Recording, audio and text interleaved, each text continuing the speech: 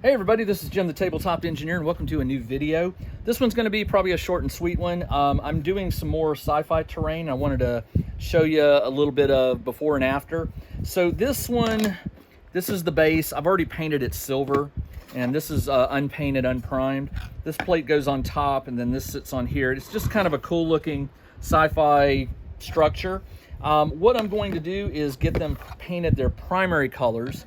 And then once again, I'm gonna do some embellishing of these items with things I have in my junk drawer, different color paints, maybe some of that granny grading. We'll see.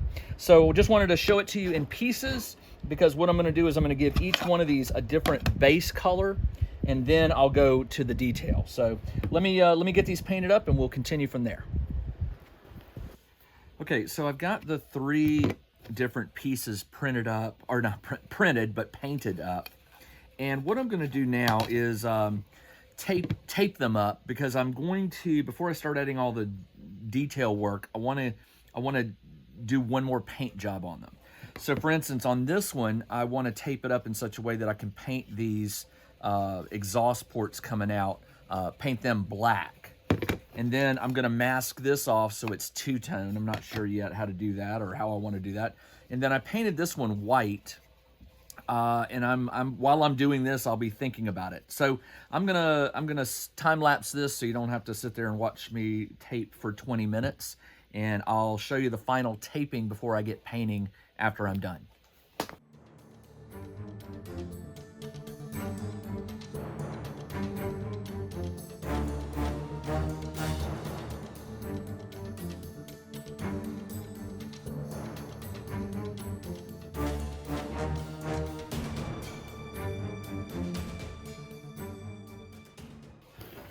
Okay, I spent, I don't know, 15 minutes maybe taping these up.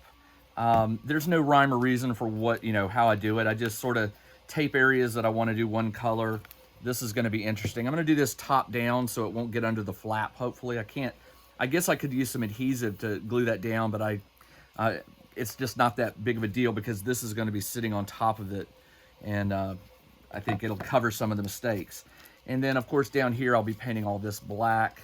When you use paper and tape, you can cover a lot bigger areas, but looking back, I probably should have just cut a circular piece and fitted it down over this and then taped it, but I buy this stuff in bulk, so hopefully I'm not wasting too much of it. All right, time to go do some painting. I'll be right back. I'll show you the end result. Hey, while I'm waiting on the paint to dry on those others, I wanted to show you something that's coming up probably in the next video or maybe the one after that. I saw these, there was a guy that posted these spaceships on the 5 Parsecs from Home Facebook group. They are small, they're 1.25 inch, which is close enough, I think, to what most of us play with. Next to my miniatures, they do kind of look just a tad small, but I think that's okay. These are Buzz Lightyear toys. I got them off of Amazon. I got the 2-pack was $9, and I think this one was like $4.95. They weren't expensive. I mean, relatively wise considering that I'm buying toys, but they just look perfect for, like, when you have a table with sci-fi terrain on it. These just are the perfect scale, so you don't have to put a big spaceship. Now, not a big secret here, I'm working on a large freighter type ship. That's coming in a video very soon, and that is the ship that my crew travels around on, and it will make some appearances sometimes on a game field, but not every time. And so these just are perfect for, they even have landing gear that folds in and out so they can sit upright. This one's pretty tiny. I'm not so sure about this one, but these two right here to me are just perfect scale.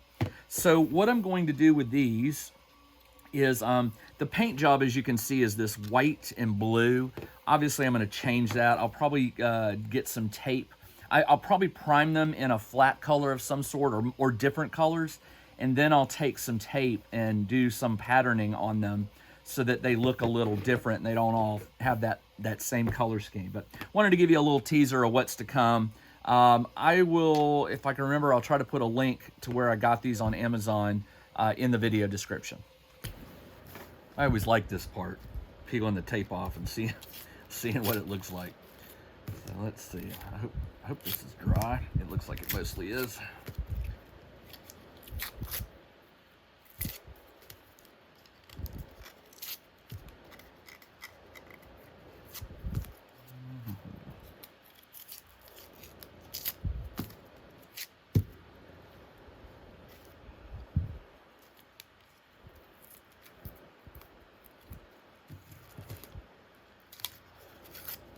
So the one thing I like about taping and doing like two-tone or things like that is if you make a mistake, most of the time, and I use a lot of spray paint. So if you make a mistake or you don't like it, it's just an easy thing to go back and prime it again or hit it with a different color.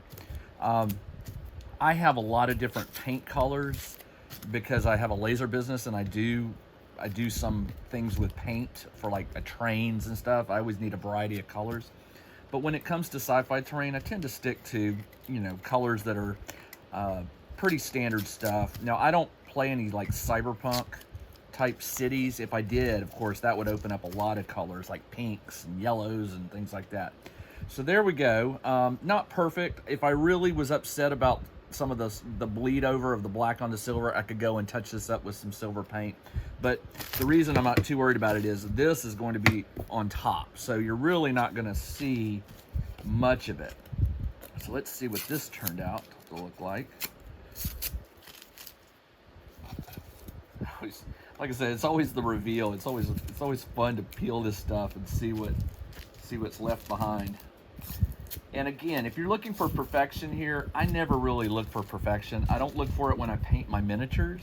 I certainly don't look for it when I paint my terrain. Now, with the sci-fi terrain, obviously, I want it to look a little more clean than, say, my fantasy terrain. Fantasy terrain, I'm very forgiving on if things don't look right because it's fantasy terrain. It's supposed to look sort of haphazard and falling apart and stuff like that. So this will go down on there. And this one looks fun. I forgot this one had a lot of stuff on it. So this one I did a blue on the middle, a hammered silver gray on the top, and then I left the body white. And I'm not done with it. This is by no means what the final thing is gonna look like. This was just me taping it off so that I could get some color variation. Now I'll be going and adding details. So there we go. So let me pull this back a little bit. That looks pretty cool. Not bad. I'm actually thinking about doing like a couple of these, maybe different color schemes. Definitely keep the silver on the bottom, but I may go different with this one. So what am I gonna do now? Well, I'll probably do something with the bottom here. I don't know whether I'll color this or put some granny grading over it. I'm not gonna go too crazy because like I said, this will be glued down on top and it kind of prevents you from seeing a lot of the detail. This is where all the detail is gonna be. And definitely lots of areas here to do some variations. I will probably have to do some hand painting on this just because of the way these small details are. But I'm gonna ponder on this overnight and then I'll pick back up tomorrow and do some detail work and share with you that bit. And then by the end of this video, I'll have another piece of sci-fi terrain completed.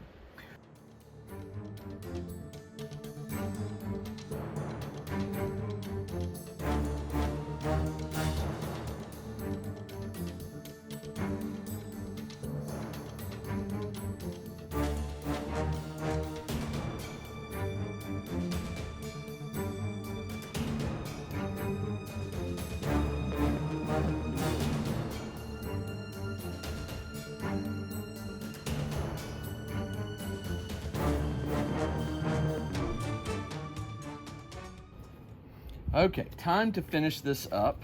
Again, I'm gonna go back to my rule of the secret is knowing when to stop. I don't wanna do too much on this.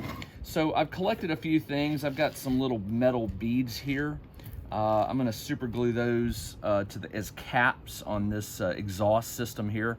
That's what it looks like to me as an exhaust system, because this has holes on it where it would allow for going out. It does look mechanical in nature. The other thing is there's a lot of deep recesses. I wanted to try something. One of the things you might want to invest in if you work with 3D printing and you like to paint but you want to get into the details is these paint pens.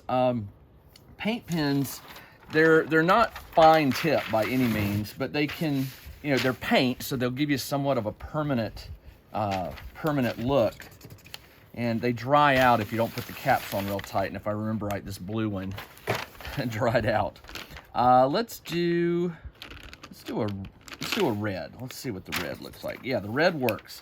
So what I want to do, and if this doesn't work out, what I'll do is I'll just paint over these parts to cover the red. So what I'm going to do, what you want to do is you want to shake the pen really well. You gotta get that. There's like something in there, almost like one of those little metal balls that they put in miniature paint. And you shake it up and you can hear it in there, and it mixes the paint really well.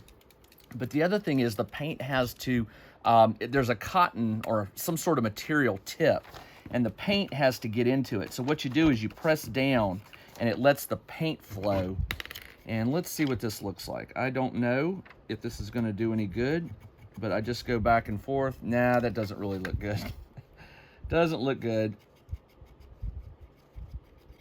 I'm gonna do them all anyway, just to see. Maybe I'll get happy with it. It could be the red. The red looks like it's also drying up. I use these quite a bit, so it wouldn't surprise me if they're not. Yeah, the red may be drying up. So let's see how purple looks. Oh, there's a lot of paint in this, so yeah. That red one's almost dried up. Oh yeah, the purple may actually do a better job. Not so much. The main thing is the gap is not wide enough for me to get the tip down in there really good. Yeah, I'm not liking the look of that. So I'll probably end up going and painting down in there black, and then I'll paint these silver, just to cover up where it overflows. All right, so my hot glue gun is just about, it should be heated up now.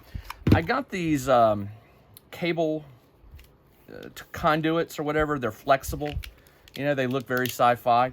And what I did was I cut a triangle out so that I could fit it over these pieces right here.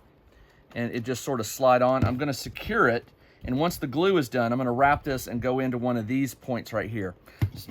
Totally fake, doesn't make any sense, but hey, we're going for sci-fi look here. So what I wanna do is I wanna cover this really well. And I've got a fan blowing on me, so I gotta work fast. So I'm gonna put it on there, and then what I'm gonna do is get a paper towel.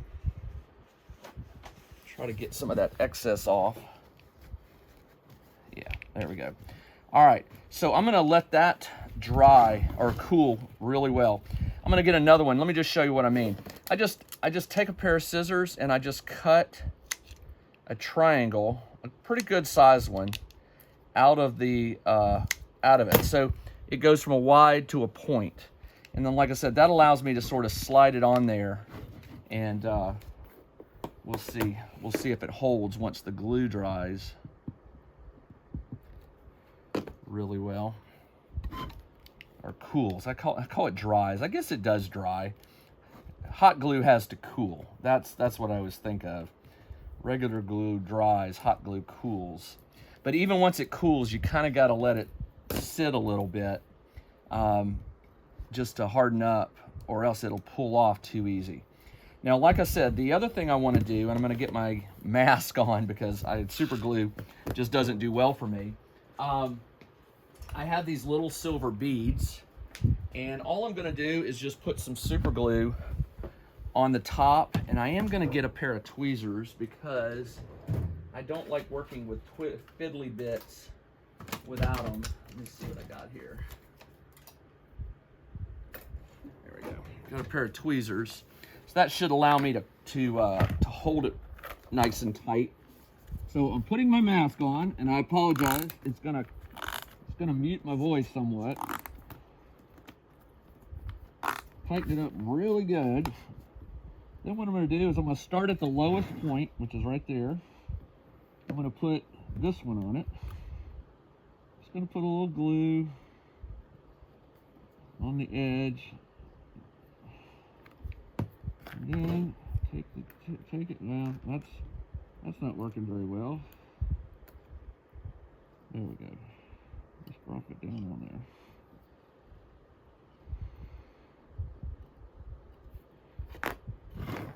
Gives it just a little. Actually, that's the lowest part. I didn't see that one.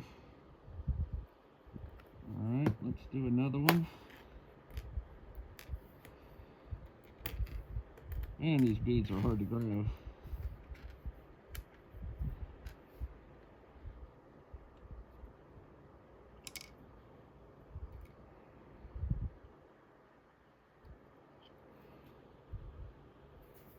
Close enough. Go to the next one.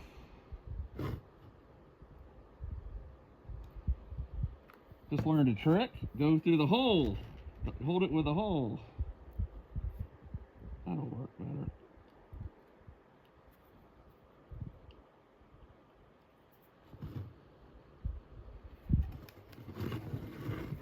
All right, two more. That one's not going to fit. Nope. I'll glue one on top.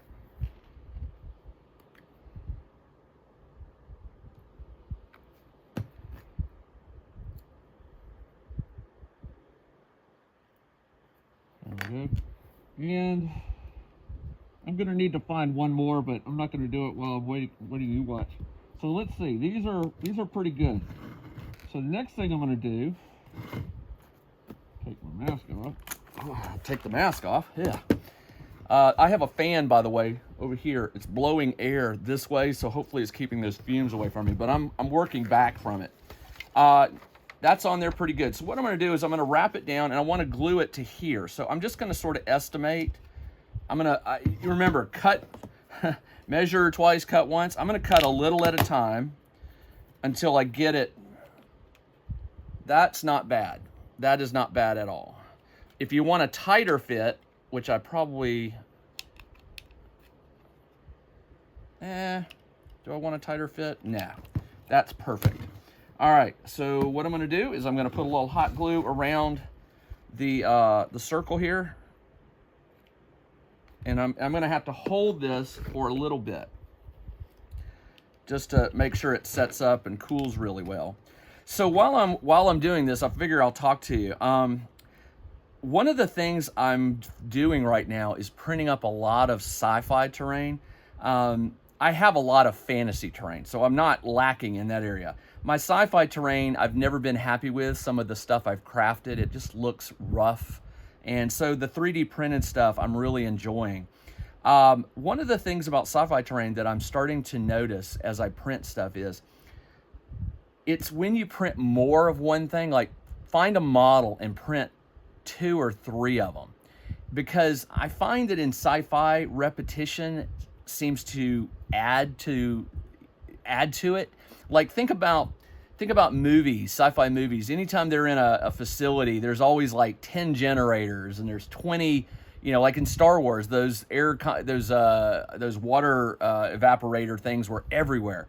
And so when I print something like this, I usually only would print 1. But for things like this right here, I printed 2, and I think I'm actually going to print a few more because I like the way it looks when you have multiple models of one thing. It just, I don't know why, because of the repetitiveness of it, it makes it look more realistic in my eyes. You might disagree, but that one's holding really good.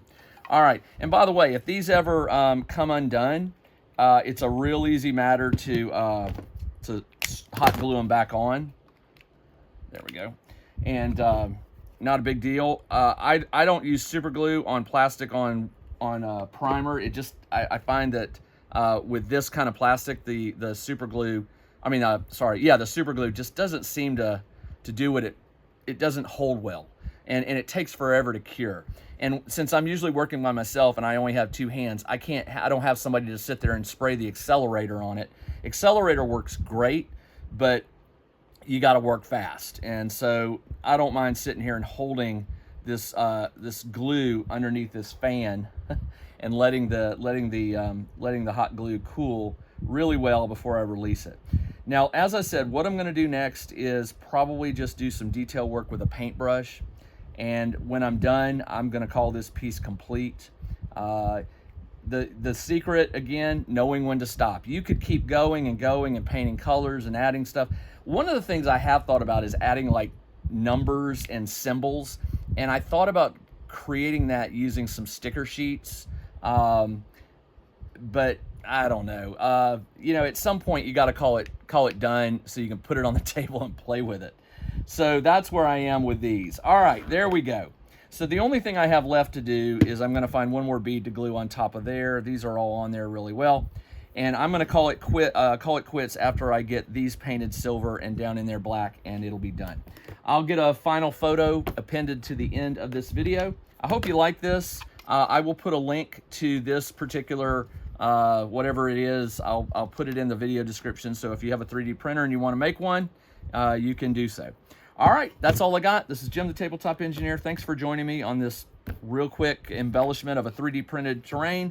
And I'll be back very soon with another one. Until then, everybody, take care.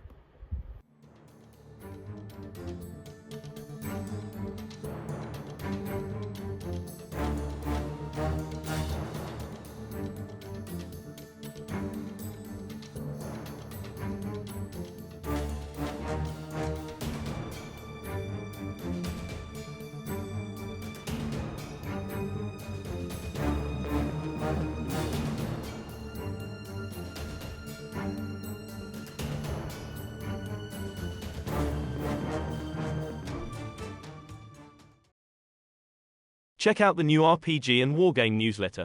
Each week the Tabletop Engineer shares news, products, Kickstarters, and much more related to the gaming hobby. It's free to subscribe, so check out the link in the video description below to sign up.